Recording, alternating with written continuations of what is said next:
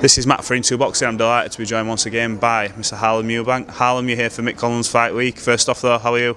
Very well, mate, very well. Excited for Mick to take that world title with both hands.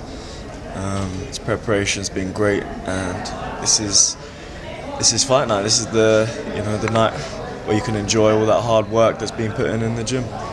He looks like he has put the hard work in. I mean, I saw him on the scales yesterday. Looks fit, looks healthy. Doesn't look, bad at the weight whatsoever. What have you noticed in Mick throughout this training camp? And has he had a different energy, or has it just been the same hard work, put the graft in, and results will show fight night? He's always got that energy and work ethic. So that's nothing's changed in that department. I just feel like this camp everything's flowed. Sparring's been excellent. And he hasn't had to force, or overwork. It's just his camp's been perfect, and all his hard work is when everything fits together. You can work as hard as you want, but when everything just slots together, your spars, play out in exactly the manner that you want them to.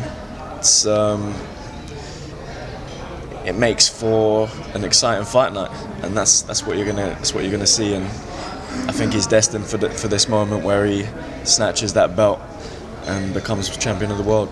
That word's been knocked about quite a bit, destined and destiny and fate, and I think Mick's a big believer in that. This is just written in the stars for him to come here in an opponent's backyard and take the belt from the champion. I mean, he's told me when we had an interview, I don't know how much tongue-in-cheek he was, it's over half of the people there are for him. Now obviously I know it's in Nottingham, so I was like, I didn't know if, because he's obviously playful, isn't he? So I didn't know how serious he was, but I know from the reaction at the weigh-in yesterday, he's got some support here, hasn't it? Do you look at this and obviously, in your mind, prepare you for when you move further the ranks, start challenging for titles, and just gives you, I suppose, another idea of what to expect on these big occasions? Definitely. First off, the Irish fans, they get behind their fighters, and Mick is the biggest fighter in Ireland, and he is the biggest talent, and he's about to become world champion. And these moments, seeing him fight week, seeing everything that comes with that, it's experience. And I was at the presser and the weigh-in, and the energy, I was just soaking it in, and it's experience for when I get to them moments as well. It wouldn't have been the first time I've seen it, and it's nice to kind of soak it in and absorb all that energy for the future. Yeah, because even as media, I'm sat there and there's just it's absolutely electric. You can see what it means as well to Mick. As soon as he'd finished their face-off, he was giving a bit to the crowd and playing, almost trying to play that pantomime villain, I suppose, in a way. And it was just an incredible feeling watching it. And I think this is a great fight that's been made, because obviously Leigh Wood's coming off a terrific victory over Conors, where people before didn't give him a chance, and he came and, to be honest, I think he obliterated him. He was unbelievable. So it does make for a good fight. How do you see it going? Like, when you look at it stylistically, obviously, you're not going to sit here and say, well, he's been working on this and this in camp, because you'd be daft. But do you just think Mick's a level above, and it'll have what it takes to just do as he pleases, as he's been practicing in camp? Yeah, I think obviously you see what Leigh Wood presents. He's a physical, strong dude. But Mick, he's a technician, and it's all about skill, this game. And there's certain guys, they look a certain way from the outside, but once you're in there with them, it's a whole different story. And Mick has the ability and the skills to take your strengths away from you, and they're the type of things, the components of the game that you don't see until that man's standing in front of you, and you can't hit him. So it's going to be about skill level, I believe, and Mick is a level above. It's amazing, you see these fighters come from the Olympics. Two other great examples. You see Roy Jones got robbed at the Olympics, went on to have an unbelievable career, almost prepares them that setback for, look, nobody's going to do this to me in the pro game. We'll say Roy later on in his career as he continued fighting, he has had some losses and stuff, and it doesn't matter. But he was, at one point, people said he's the best thing ever, and he's still arguably the greatest fighter to do it. Floyd Mayweather in the Olympics got absolutely robbed blind. He had an unbelievable career. Mick had that experience, and that sort of brought him to the world, to everybody's attention, to say, look, this kid's been robbed, and so far he's had an unbeaten record. Do you think this is going to be another one of them where, look, that experience has made him stronger to come into this programme and say, look, nobody's beating me, that kind of attitude? It prepared him well. Definitely. When you get robbed, and you've trained your whole life for that moment, as these Olympians do, as Roy did, as Floyd did, and they take that away from you, it fuels a fire inside you, where it's all about this game, this fight game. It's you and another man in there. It's all about how much fire you have, how much determination, how much heart, how much will. It's a combination of all these components. So when you suffer that adversity, when you go through that and come out the other side, it makes you a completely different fighter. And Mick has been through that, and it fuels that fire and prepares him well for moments in the fight. When you go through even adversity in the fight and you come through it, you find different answers. These are the things that make great fighters. It's made great fighters in the past, and it will continue to do that. Absolutely. Now, let's come on to you. Last time I saw you, it was Cardiff on the undercard of Chris. Impressive performance, impressive victory. How's everything been since then? Have you just been back in the gym, still grinding, still training, injury-free hopefully? Injury-free. My hands felt absolutely fine after the fight. Felt like I just kind of had a warm-up and was ready to go again. So I need to be active, and I was hearing dates like March, April, soon after the fight. So I thought, let me get straight back to it. Plan to go back to the gym on Tuesday, and then speaking to Adam, and I was like, I'm gonna come in Monday. I feel fine. So it's, a lot of fighters say, I'll be back in the gym Monday, but You actually were. I'm actually living this life, and if you want to get to the top, you have to live the lifestyle, and that's what I'm doing. What do you do in between fights? I've said this and if anyone's going to give me a stick about this question, because I've asked it to a few people, there's a reason I'm doing it. Because I like to know what do fighters do to take that bit of pressure off. What do you do in your downtime to get away from all this? And because you must have to switch off at some point and say, look, I need some time to myself, time to have a spend with my family. Whether it's just watching TV or going to a football game. What do you do to sort of relax and chill out? I think you just try and manage it. You've got your prime purpose, which is the training and the boxing. So you have to schedule everything around that. If you've got 2-3 sessions a day, you've got to find ways in between that to take your mind off it. And for me, a lot of the time, it's just relaxing, other things you're interested in, reading, watching series, movies. So a mixture of everything, but I'm an active person anyway, so I'll always find other activities to throw myself into. You mentioned, we mentioned just before we started this interview, you didn't come directly straight through to boxing. You transitioned from, was it Taekwondo? I'd done karate as a kid. Karate, sorry, yeah. And then stopped that at age 11, went into football with a professional team, Brighton and Hove Albion, and then after that, kind of fell out of love with football. Then I took up boxing, and I took it boxing up at 18.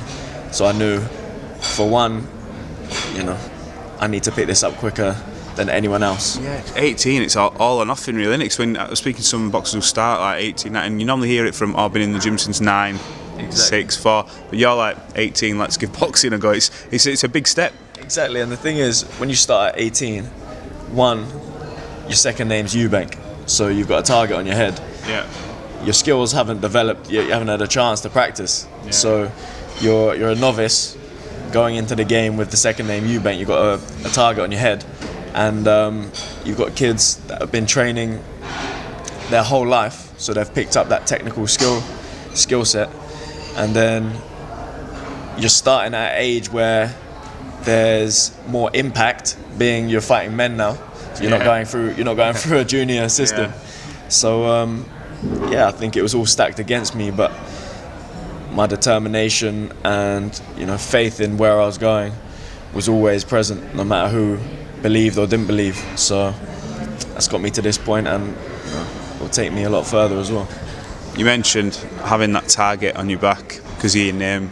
Has the pressure of your last name sort of eased off the past couple of years? Because you've obviously got Chris Eubank Senior, we know what he's done in the game, and you've obviously got Chris Eubank Junior, who's like polarising figure, and now you've got yourself doing it, and it's like, at some point obviously you're making your own names regardless of sharing the last one. Do you feel like now that you sort of not, I don't say breaking away because obviously you're proud of your last name, but they're seeing you as Harlem Eubank and they're seeing Chris as Chris Eubank, you're all sort of getting that individual thing now rather than he's a Eubank. Do you think that pressure's eased a little bit? I think it's always there, that pressure, but you can use it as well. Like I say, everyone wants to beat you that little bit more. There's more pressure in that sense, but you have to come through that. And when you come through that, it's almost like you have to earn that to a degree, by silencing the doubters with performances. And that's what it's about. I think step by step, fight by fight, people will see the sides to you individually more. But also I'd say it's a great thing that Senior's done by achieving what he did, and putting that name right up there in the British boxing world, and globally putting British boxing on the map. So it's understandable as well that it's going to take more time to establish yourself individually. Yeah, because you're all so different. Like even from Senior to you to, you all play different roles, and obviously Chris Eubank Junior, he's very polarising. People love him, people hate him. He's got both sides of the coin. But I think I'm yet to meet someone who actively says they dislike you. So I assume when you go and you get booed and stuff, I think sometimes like that obviously just be off the back of maybe because they've seen something that Chris has said. But it's an interesting old journey, and obviously, when do you think you'll be back out? You mentioned sort of May. I think it's looking like May now. So just gearing up for that. Like I said, I've been in the gym since the last one, so it's just about maintaining now and adding little bits and developing and being active. So May's going to be the first one, and I expect to have maybe three more before the end of the year. 3 more? I'd like 3 more, yeah, that's the plan. Yeah, I suppose activity is key. It's a lot of fights to get in, but I suppose if you come out of it unscathed, it's doable, isn't it? Yeah, I mean, I'm only 13 fights in, so it's about experience now. My name's being put aside. A lot more experienced guys, be it in the professional or amateur ranks. So it's all about getting that experience, and I'm still on the crash course of I need to develop quicker than anyone else. So, so I'm in the gym when people are in and out of their camps. I'm still in the gym. I'm still developing. So it's I know I've got to do more than anyone else to put myself where I want to be. Absolutely. Right, I'm going to ask you this question. It's been going around social media now. It's a bit random, but I'm going to ask you because Carl Froch gave me an absolute belting answer to it yesterday, and I didn't think he'd do it, but he did. So I'm going to ask you, right, what is the more of in the world, doors or wheels? Someone else asked me this question, and are you joking? I thought I was being a clever ass here mooching round. Go on. I've got to say doors. There's surely more doors. Like, why? Whoever doesn't have a car will still have a door. You still need a door, and there's likely you got multiple doors wherever you reside, and not everyone has a car. True. So, do you know what? I'll tell you what Carl said. So he said, I think we've got to take the metaphorical door into account as well, because life opens many doors. And I just thought, you know what? Of all the things to say, that was a fucking belting answer, wasn't it? Yeah. But yeah, That was off the wall, that one. yeah, it took me by surprise. But then, yeah, it's just him, isn't it? They're metaphorical wheels, though. Like the wheels in life and stuff like The that. wheels of life that continue to roll into the next. I should have. Do you know what? If he hadn't been rushing off to go to DAZN or whatever it was, I think I'd have pushed that. But it's You didn't open the door of questions for him to continue and answer the question. look, we opened that door and we've firmly shut it now. Anyway, but look, Harlem, thanks for giving me some of your time today. We look forward to seeing you back out on another big show. Hopefully, you get them 3 fights you want after this next one, and yeah, we'll catch up further down the line. Yeah, this year will be an exciting one for me. So I look forward to getting them fights in, and I'm sure I'll see you after. Yeah, stay tuned. Get behind Harlem Eubank is one of the good ones, and yeah, we'll catch up later on, bud. Nice one, mate.